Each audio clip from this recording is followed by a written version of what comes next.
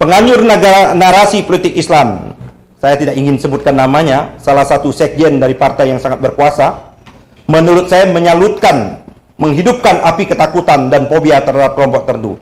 Dalam pidatonya di sekolah partainya, yang bersangkutan itu menggelorakan demi menjaga identitas para kadernya, maka kita harus siap memerangi yang disebut dengan politik identitas. Mereka siap untuk memerangi politik identitas. Artinya, kita juga siap untuk menghadapi politik yang memerangi oleh politik identitas ini. Sekjen dari suatu partai politik yang berkuasa.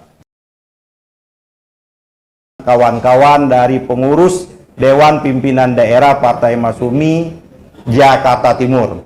Sekaligus juga kepada seluruh kawan dan sahabat pengurus Dewan Pimpinan Wilayah se-Indonesia, Dewan Pimpinan Daerah, kota kabupaten seluruh Indonesia, Dewan Pimpinan Cabang yang juga mengikuti, maupun Dewan Pimpinan Rating, pengurus, anggota dan simpatisan Partai Masyumi di seluruh Indonesia. Lagi-lagi saya kira kita bersyukur rangkaian kegiatan kita malam hari ini adalah rangkaian kegiatan kita yang kedua. Tadi siang kita pukul 13 kita telah melalui kegiatan yang pertama yang diselenggarakan oleh Dewan Pimpinan Pusat. Malam hari ini diselenggarakan oleh Dewan Pimpinan Daerah. Insya Allah besok akan dilaksanakan di berbagai daerah dan provinsi. Nanti puncaknya akan ada acara pada tanggal berapa Pak Ahmad Eri? 26 November. Insya Allah akan menjadi salah satu pembicaranya adalah Gus Baha ya, yang sudah dikonfirmasi. Saudaraku, saya ingin tidak akan henti-hentinya ya kan mengulangi apa yang telah saya kemukakan pada siang hari tadi. Ini dalam rangka kita ingin menegaskan dan menyatakan bahwa Partai Masyumi ini partai politik yang menganut azas yang beridentitas, atau kalau orang sekarang menyatakan politik identitas. Kita ingin menyatakan Partai Masyumi ini salah satu partai yang beridentitas. Politik identitas itulah yang akan kita canangkan di Partai Masyumi ini.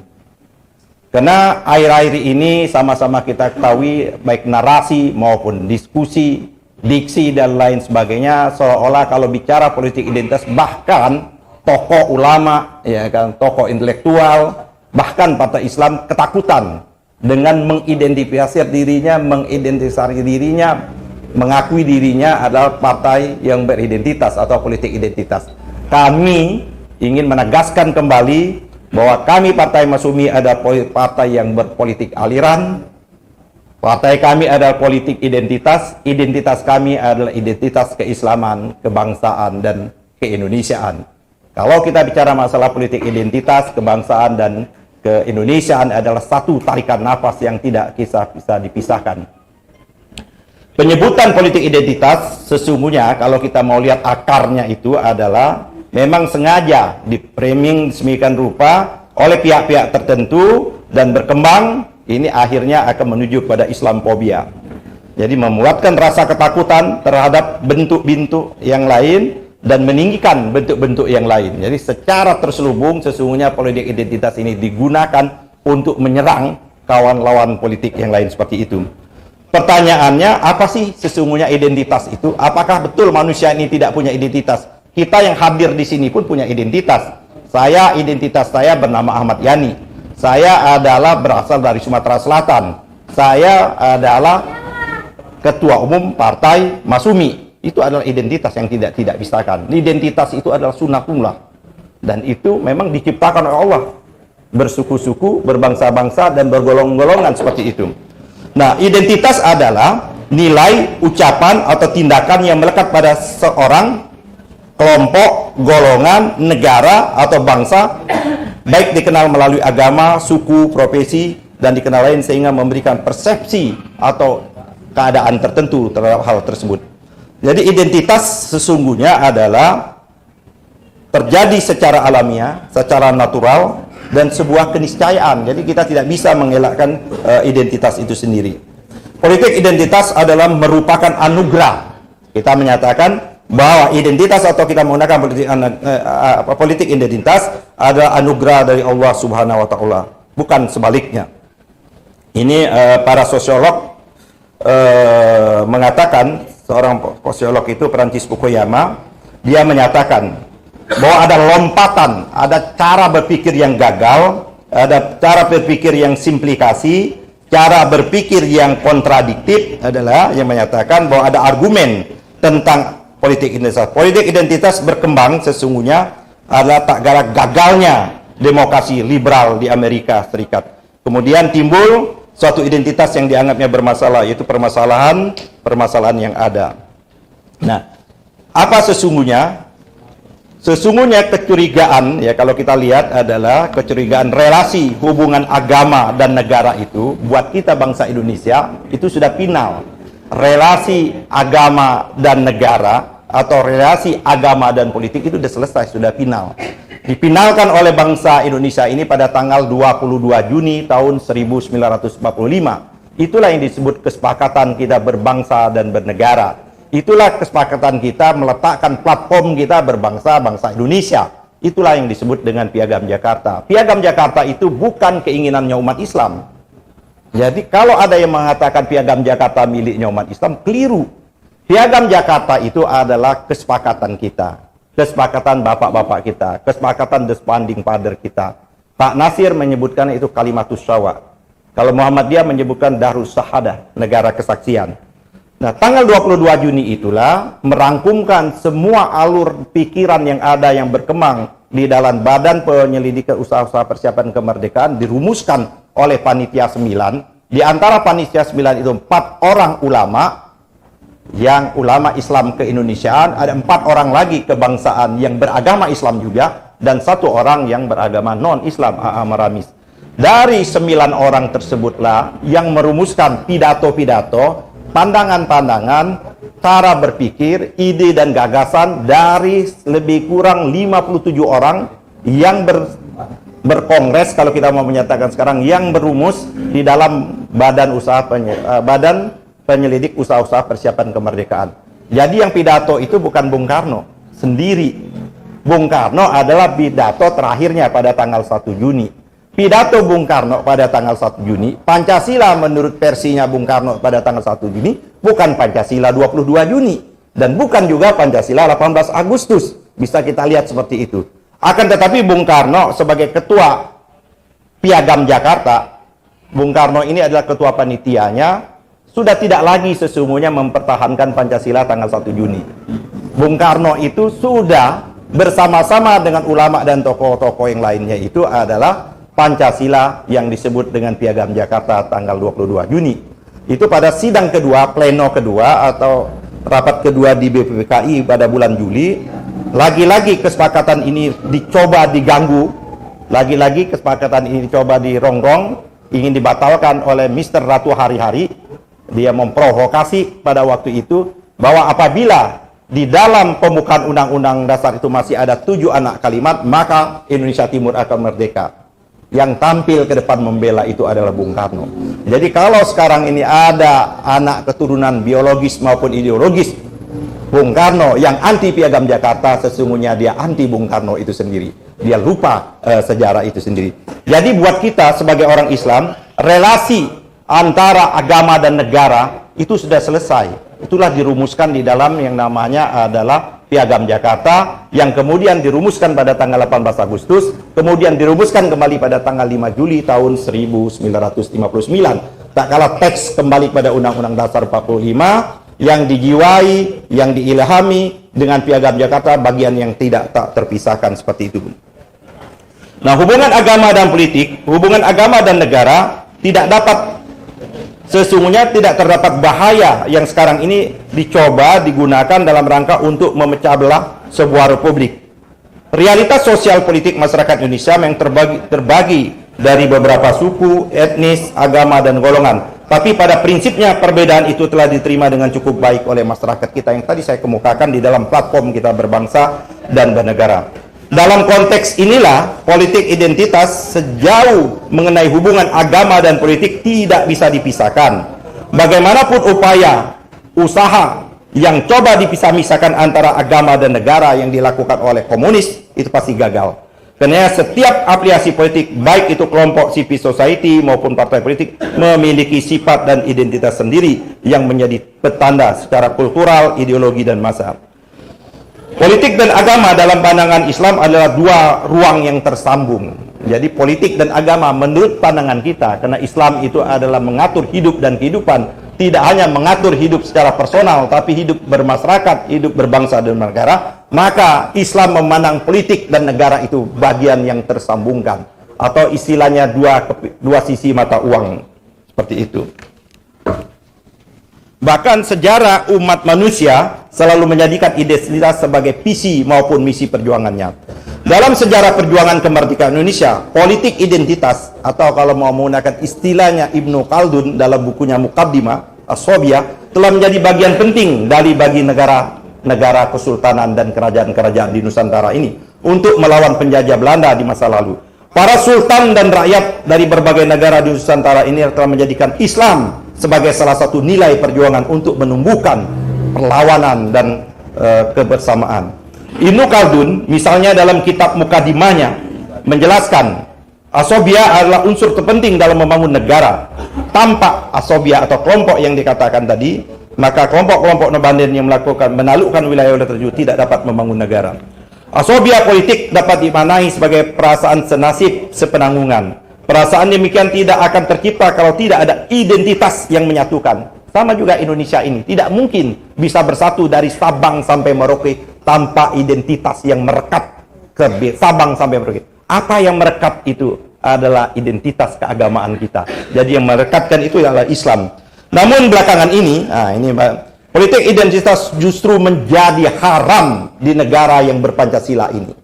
Jadi saya ulangi, namun saat ini politik identitas justru menjadi barang haram dalam percaturan politik dalam perebutan kekuasaan yang legal dan konstitusional di Republik Indonesia ini. Bagi saya ini sangat mengada-ngada dan tidak punya dasar pijakannya sama sekali. Sejauh menggunakan politik identitas untuk membangun aplikasi politik sejalan dengan sistem, kalau kita lihat pemilihan kita juga, maka politik identitas diberikan ruang yang luas dan tempat. Jadi penggunaan identitas sebagai aplikasi politik untuk mencapai tujuan politik sah dan konstitusional alias tidak dilarang di Republik Indonesia ini. Menuduh kelompok tertentu, tujuan ini tentunya kepada kita. Dalam dinamika politik Indonesia dewasa ini, bukan politik identitas yang harusnya ditakutkan, tapi menuduh kelompok tertentu menggunakan politik identitas dengan memojokkan golongan dan agama tertentu. Tuduhan ini sejauh ini berdasarkan kajian ilmiah tidak ada dasar teoritisnya. Yang berbahaya itu bukan politik identitas, yang berbahaya itu adalah politisasi agama dalam rangka untuk merebut kekuasaan. Contoh politisasi agama itu, sehari-harinya tidak pernah pakai kerudung, sehari-harinya biasa-biasa saja, menjelang pemilu rajin ke pesantren pakai kerudung. Nah, itu namanya mempolitisasi agama. Sehari-harinya tidak pernah ikut baca yasinan, tidak pernah ikut yang namanya maulid Nabi. Menjelang pemilu datang ke pesantren, membagi-bagikan uang, ikut maulid, dan ikut namanya pengajian. Itulah mempolitisasi agama. Itu bukan politik identitas, itu adalah politisasi agama. Sesungguhnya, melawan politik identitas, isu tentang politik identitas ini sudah lama dikembangkan. 200 tahun yang lalu, atau berapa abad yang lalu di Amerika.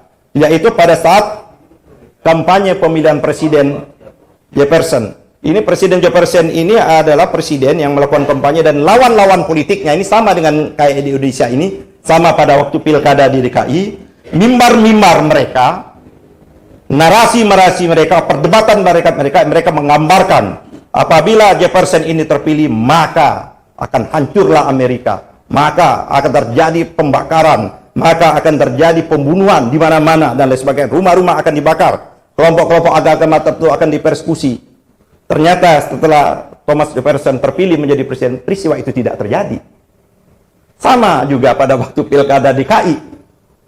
Kalau Anies Rashid Baswedan terpilih, maka golongan minoritas akan tersisi dan lain sebagainya, dan lain sebagainya. Seperti itu sama. Narasi diksi itu adalah narasi diksi yang usang. Narasi yang sudah tidak laku lagi sesungguhnya 2 abad yang lalu. Tapi hari ini dikembangkan secara marak dengan istilah politik identitas itu karena ketakutan melawan Islam politik yang sedang tumbuh dan berkembang di negara ini.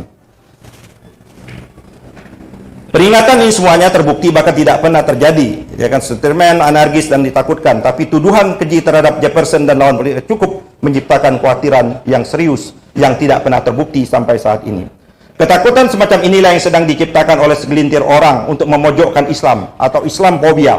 Fitnah dan tuduhan dari kelompok lain yang menjadikan rival-rival politik kelompok Islam yang menciptakan rasa takut dengan maksud memojokkan politik Islam atau Islam politik di pentas politik nasional dalam rangka untuk ikut kompetisi, baik itu pilpres maupun pemilu legislatif. Ini agak panjang ini, Rek, karena ini persoalan serius. Karena kita selalu disudutkan. Karena hari ini kita memproklamirkan, Masumi memproklamirkan dia melakukan politik identitas itu sendiri. Sesungguhnya politik identitas yang dikembang-kembangkan saat ini dalam rangka untuk menutupi kejadian-kejadian yang ada sesungguhnya, yaitu penguasaan sumber daya alam, ketimpangan ekonomi yang luar biasa, hutang yang luar biasa, harga naik, mulai dari harga telur, beras, minyak dan lain sebagainya naik. Ya kan? Mayoritas rakyat mengalami penderitaan yang luar biasa, pupuk langka dan mahal, BBM naik, TDL naik. Justru dalam rangka untuk menutupi kebijakan-kebijakan itulah maka dihembuskan politik identitas untuk menutup hal-hal yang seperti itu. Kita curiga pada partai-partai atau mereka yang selama ini mengusung partai politik identitas ini, kok mereka diam tak kala persoalan-persoalan bangsa yang terjadi. Termasuk sekarang ini yang lagi marak kasus Sambu, ya kan? Kasus illegal mining yang sekarang ini terjadi, suap menyuap, ya kan, luar biasa tiap bulan. Ya kan, ada dana mengalir dari daerah, dari pengelolaan tambang-tambang ilegal kepada petinggi-petinggi aparat penegak hukum seperti itu. Ini sesungguhnya adalah kerjaan yang dilakukan dalam rangka proyek politik identitas ini diciptakan untuk melemahkan kekuatan politik yang berbasis kepada keumatan. Saya ulangi lagi, isu narasi yang dikembangkan politik identitas ini dalam rangka untuk melemahkan kekuatan politik berbasis keumatan dan kerakyatan. Oleh karena itu, maka Masumi melawan yang memojokkan politik keumatan dan kerakyatan itu. Kenapa mereka ingin melakukan ini? Agar oligarki semakin mencengkram dan memojokkan politik Islam yang sedang marak dan tumbuh ini. Skenario kaum liberal dan sekuler ini dalam makna pejoratif untuk oligarki untuk merusak keberagaman yang terbangun selama ini. Kaum liberal dan sekuler tidak akan pernah berhenti untuk mengganggu umat Islam dengan narasi Islamophobia dan cukup merusak dengan menciptakan ketakutan-ketakutan yang tidak mendasar. Ini ayat Al-Quran sesungguhnya. Ya kan Ustaz? Yahudi dan Nasrani akan pernah diam dan berhenti sepanjang kita tidak mengikuti milah dari mereka, ideologi mereka, ajaran mereka dan sebagainya. Padahal dalam sejarah berdirinya Republik, kelompok Islam ini sedari awal kita sangat toleran, ya kan, moderat, menerima keragaman dan persatuan Indonesia, capaian final untuk sebuah negara tanpa embel-embel negara Islam. Kita bisa bayangkan kalau umat Islam di Indonesia ini tidak toleran, ya, kita bisa bayangkan kalau umat Islam yang mayoritas ini tidak toleran di Republik Indonesia, kita bisa bayangkan kelompok-kelompok minoritas apakah dia bisa hidup dengan nyaman di Republik ini. Sebagaimana umat Islam di seluruh dunia yang menjadi minoritas, Uighur di India dan lain-lain negaranya, di Palestina dan lain sebagainya seperti itu. Negara Kesatuan Republik Indonesia tadi sebagaimana diungkapkan oleh Ustadz Nabrudin, ini adalah karya besar ulama. NKRI ini tanpa ada partai yang berbasiskan Islam, tanpa ada partai yang membawa namanya politik identitas, tidak akan pernah ada NKRI. Jadi bahkan negara Kesatuan Republik Indonesia tidak akan pernah terwujud kalau seandainya politik Islam tidak tampil sebagai pelopornya. Jadi kalau Masumi tidak pernah tampil, Masumi tidak pernah ada di Republik Indonesia ini, maka NKRI itu tidak akan pernah ada. Karena kosa NKRI itu adalah kosanya Masumi. Oleh karena itu, kalau ada selama ini ada orang yang mengklaim bahwa dia seolah-olah dia paling NKRI, dia buta sejarah. Belajarlah dengan Masumi, belajarlah dengan yang namanya Pak Dr. Ahmad Murjoko yang telah menuliskan mosi integralnya Pak Nasir. Begitupun sebelum kemerdekaan, kekuatan Islam baik melalui organisasi Islam seperti Muhammadiyah, NU, MIAI, Syarikat Islam, dan lainnya berjuang dengan identitas keislamannya. Jadi berjuang itu dengan identitas keislamannya untuk memerdekakan Indonesia ini. Atas dasar Islam itulah ulama-ulama mengeluarkan resolusi jihad tanpa dasar yang disebut dengan politik aliran, tanpa ada yang namanya menggabungkan politik dan agama. Tidak akan pernah mungkin muncul yang nama fatwa ulama pada waktu mempertahankan kemerdekaan kita. Hanya dengan kekuatan Islam itulah, kekuatan mayoritas itulah Republik merdeka dan dipertahankan. Karena itu saya meyakini bahwa tidak ada sedikit pun noktah atau kotoran dalam pikiran umat Islam untuk melakukan diskriminasi terhadap etnis, suku, agama, dan golongan. Sedari awal Islam berjuang untuk negara kesatuan dan tidak mungkin merusak apapun alasannya.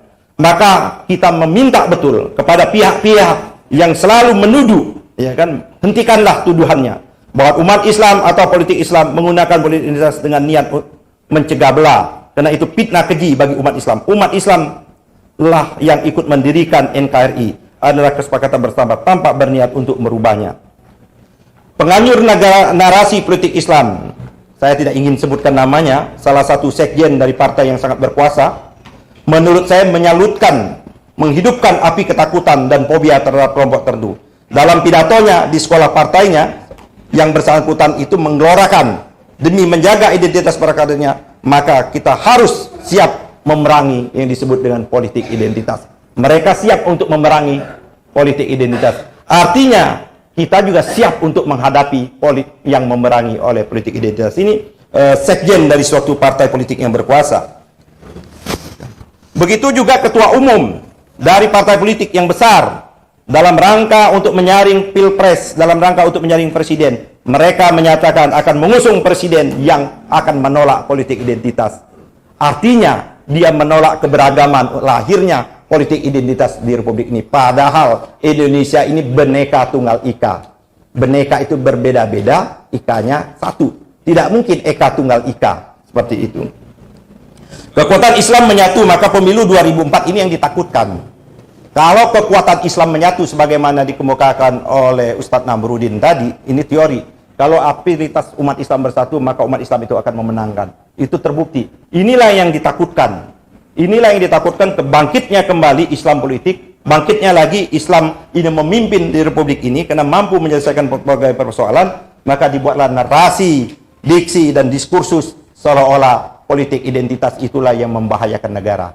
Padahal yang membahayakan negara itu adalah perilaku korup, perilaku yang tidak adil, perilaku menyimpang, LGBT, dan lain sebagainya seperti itu.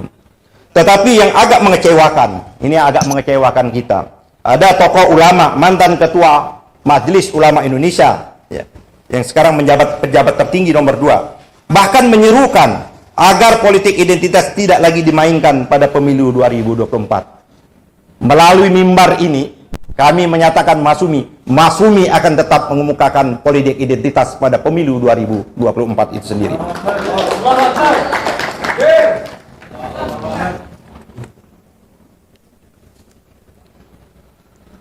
Keterlibatan elit Islam dalam wacana ini bagi saya sangat melukai perasaan umat. Sebab kita tahu tujuan mengkampanyekan politik identitas, motif utamanya adalah untuk meminggirkan, untuk menyudutkan, untuk menghadang politik Islam tampil dan mampu menyelesaikan problem-problem kebangsaan ini.